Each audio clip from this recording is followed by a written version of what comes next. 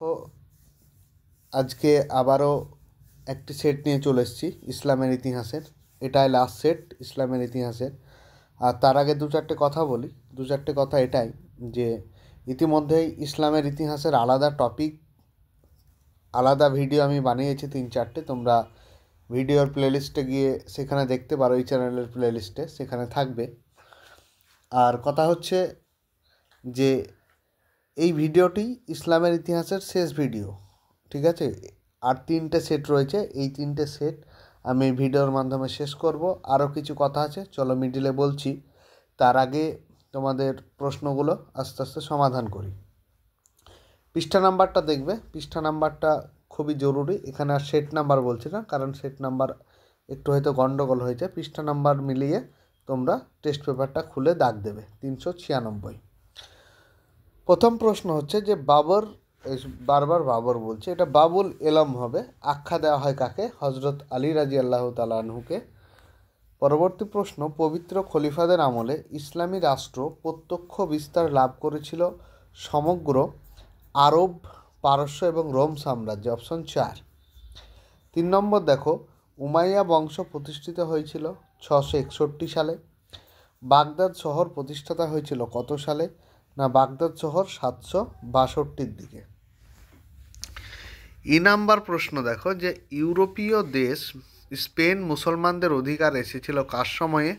এটা খুব সম্ভবত খলিফা আল ওয়ালিদের আমলে। তবুও তোমরা একবার তোমাদের ইসলামের ইতিহাস বইটি চেক করে একবার দেখবে, দিয়ে আমাকে কমেন্ট বক্সে জানাবে। তবে খুব সম্ভবত উত্তর এটিই হবে। বিভাগ ক্ষয়ের দেখো 5টি উত্তর করতে হবে। প্রথমে শিয়া কাদের বলা হয়? আমি অনেকবার বলেছি, আবারও বলছি, মুখে বলছি, তোমরা একটু লিখে নিও যে হজরত আলী রাদিয়াল্লাহু তাআলা আনহুর অনুগামীদের শিয়া বলা হয়। তোমরা অনেকবার লিখেছো, যারা খাতায় লিখেছো বা বইয়ে লিখেছো তারা অবশ্যই ভালো কাজ করেছো, বারবার লিখতে হবে না। দ্বিতীয়ত, আব্বাসীয় বংশের প্রতিষ্ঠাতাকে? আব্বাসীয় বংশের প্রতিষ্ঠাতা হচ্ছে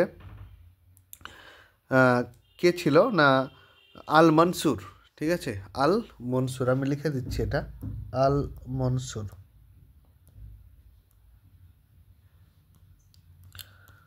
পরবর্তী দেখো যে কারবালার যুদ্ধ কত সালে হয়? কারবালার যুদ্ধ শেষ পর্যন্ত যে সালটা আছে 680 খ্রিস্টাব্দে। ঠিক আছে, 680 খ্রিস্টাব্দে।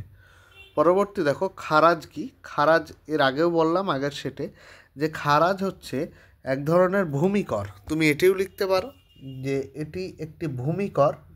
আবার তুমি যদি বলো না আমি এক লাইন লিখবো, তাহলে আমি মুখে বলছি, ওটুকু শুনে নাও যে ইসলামী রাষ্ট্র যে জমি কোনো অমুসলিমকে বন্দোবস্ত দিয়েছে বা অমুসলিমকে করতে দিয়েছে, ঠিক আছে, সেটাকেই অ্যাকচুয়ালি খারাজ বলে। পরবর্তী প্রশ্ন দেখো, কয়স্তম্ভের সাথে ক্ষয়স্তম্ভ মেলাও।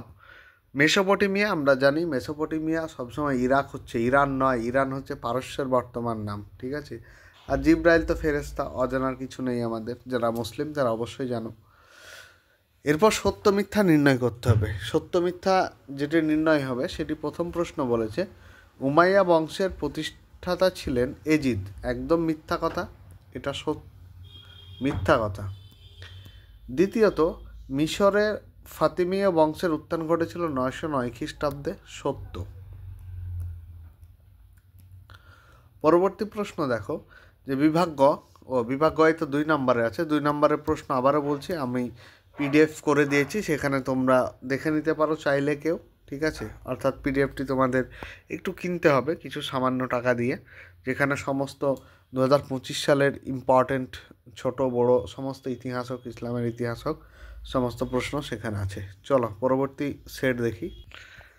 পরবর্তী সেট নাম্বার হচ্ছে, পৃষ্ঠা নাম্বারটা দেখে নাও, পেজ নাম্বার 311, ঠিক আছে।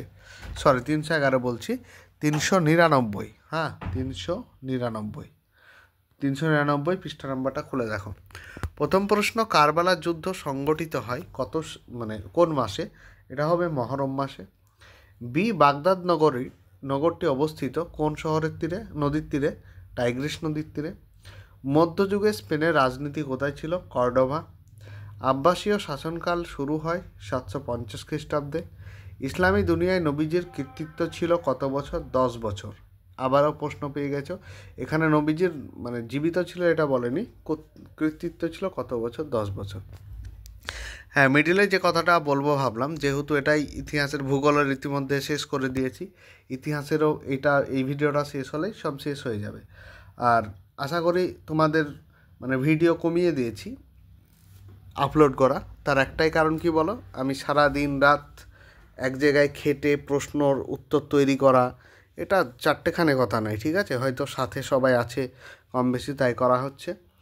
আর দ্বিতীয় কথা, এখন থেকে ভিডিও আস্তে আস্তে কমে যাবে। তার কারণ হচ্ছে কি না, তোমরা আমাকে সাপোর্ট করছো না। তার একটা কারণ দেখে নাও। আবারও কারণটি দেখাতে আমি বাধ্য হচ্ছি। তার কারণ হচ্ছে এখানে দেখো, সাবস্ক্রাইব না করে কতজন দেখছো, 58%। আর সাবস্ক্রাইব করেছো এমন ভিডিও দেখছো তোমরা 41%। তাহলে ওই যে আবার 100 জনের মধ্যে 41 জন সাবস্ক্রাইব করে দেখছো, আর 58 জন বা 58.5 জন না করে দেখছো।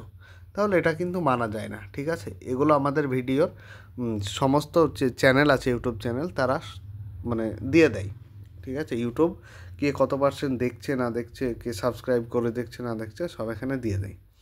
তাই আস্তে আস্তে ভিডিওর আমি ভেবেছিলাম অনেক কিছুই, যে ইংরেজির সমস্ত কিছু করাবো, মানে গ্রামার থেকে শুরু করে সিন আনসিন রাইটিং থেকে শুরু করে ইসলাম পরিচয় সমস্ত কিছু করাবো। কিন্তু দেখো, আমি যেহেতু এত খাটাখাটির পরেও কোনো রেজাল্ট পাচ্ছি না, সেহেতু আর খেটে কী হবে। যাই বা হোক, চলো, যারা সাবস্ক্রাইব না করেই দেখছো তারা দেখো, তার কিছু বলার নেই। পরবর্তী প্রশ্নে আমরা চলে যাই। চলো, আমরা কোথায় ছিলাম? বিভাগ ক্ষয়ে। তাহলে বিভাগ ক্ষয়ে প্রথম প্রশ্ন হচ্ছে, হজরত আলী রাজিয়াল্লাহু তাআলা আনহু কোথায় তার রাজধানী স্থানান্তরিত করেন? সেটা হচ্ছে তোমার কুফায়। দেখে নাও, কুফায়।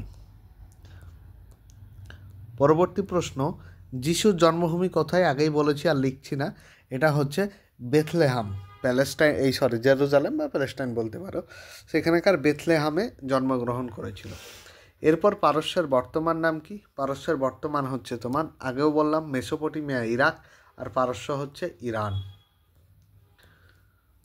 পরবর্তী প্রশ্ন, আর সাফাই। আর সাফাই কথার অর্থ কি? এর আগে বলেছি। আর সাফাই শব্দের অর্থ হচ্ছে নিষ্ঠুর বলতে পারো বা হত্যাকারী বলতে পারো, ঠিক আছে? নিষ্ঠুর বা হত্যাকারী। এরপর দেখো যে দামাস্কাস, দামাস্কাস হচ্ছে সিরিয়া। তারপর হচ্ছে বাইতুল মাল হচ্ছে কোষাগার, ঠিক আছে? পরবর্তী প্রশ্ন, সত্য বা মিথ্যা নির্ণয় করতে হবে। সত্য মিথ্যা। খারেজি শব্দের অর্থ দলত্যাগকারী, অবশ্যই সত্য এটি। খারেজি শব্দের অর্থ দলত্যাগকারী, এটি সত্য। পরবর্তী, ক্রুসেড বা ধর্মযুদ্ধ পরিচালনা করে মুসলিমরা, একদম মিথ্যা কথা, কারণ এটা খ্রিস্টানরা করেছিল, ঠিক আছে? চলো পরবর্তী সেট দেখি। এরপর তো 2 নম্বরের আছে, দরকার নেই, 2 নম্বরের তো পিডিএফে দেওয়াই আছে। চলো, এটাই লাস্ট, অর্থাৎ এটা পৃষ্ঠা নাম্বারটা কত তোমরা একটু দেখে নাও। পৃষ্ঠা নাম্বারটা হচ্ছে, দাঁড়াও দেখে নিই, একটু ওয়েট, 402। তাহলে পেজ নাম্বার 402, তোমরা 402 নম্বর পেজ খুলে এগুলো টিক দিয়ে নাও। প্রথম খলিফা ছিলেন কে? প্রথম খলিফা আমরা সবাই জানি, হজরত আবু বকর রাদিয়াল্লাহু তাআলা আনহু। পরবর্তীতে হজরত ওমর রাদিয়াল্লাহু তাআলা আনহুর আমলে চালু হয় কি? হিজরি সন, আমরা করে এসেছি বারবার। শেরে খোদা কাকে বলা হয়? হজরত আলী রাদিয়াল্লাহু তাআলা আনহুকে। পরবর্তী উমাইয়া বংশের সূচনা কে করেন? হুমাইয়া বংশের সূচনা করেন হজরত আমির মুয়াবিয়া, ঠিক আছে? পরবর্তী প্রশ্ন, চলো। আব্বাসীয় বংশের প্রকৃত প্রতিষ্ঠাতাকে? সেটাকে বলা হয় অবশ্যই আল মানসুরকে।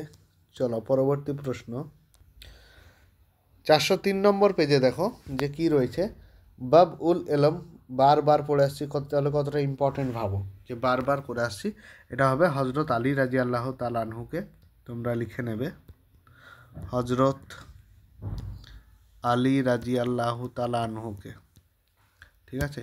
পরবর্তী প্রশ্ন, 2 নম্বর, গণী শব্দের অর্থ কি? গণী শব্দের অর্থ ধনী, গণী দিয়ে ধনী বা বিত্তশালী, ঠিক আছে? বা বিত্তশালী, তারপর সয়কালয় দীর্ঘি, মানে যারা অনেক রয়েছে। এরপর সুন্নি কাদের বলা হয়? সুন্নি তাদের বলা হয় যারা রসুল সাল্লাল্লাহু আলাইহি সাল্লামের, কি লিখবে, রসুল সাল্লাল্লাহু আলাইহি ওয়াসাল্লামের তরিকা। তরিকা মানে কি বলো তো? তরিকা মানে হাদিস, তরিকা বা হাদিস মেনে চলতো, তরিকা ব্র্যাকেটে লিখতে পারো যে হাদিস মেনে চলে, হাদিস মেনে চলে তাদেরকে বলা হয় সুন্নি। ঠিক আছে, পরবর্তী প্রশ্ন, মেসোপটেমিয়ার বর্তমান নাম কি? আবারও বলছি, ইরাক, বারবার বলে আসছি, তোমরা এই দুটো খেয়াল রাখবে, পরীক্ষায় আসে। এরপর দেখো কয়স্তম্ভের সঙ্গে ক্ষয়স্তম্ভ মেলাও।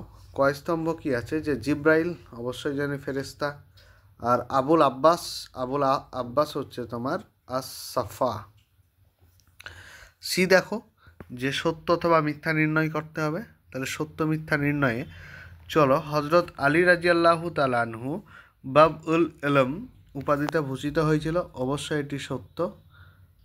পরবর্তী দেখো, আব্বাসীয় বংশের প্রতিষ্ঠাতা কী ছিল? মালিক শাহ, একদম মিথ্যা, কারণ একটু আগেই দেখে আসলে যে আব্বাসীয় বংশের প্রতিষ্ঠাতা হচ্ছে আল মানসুর।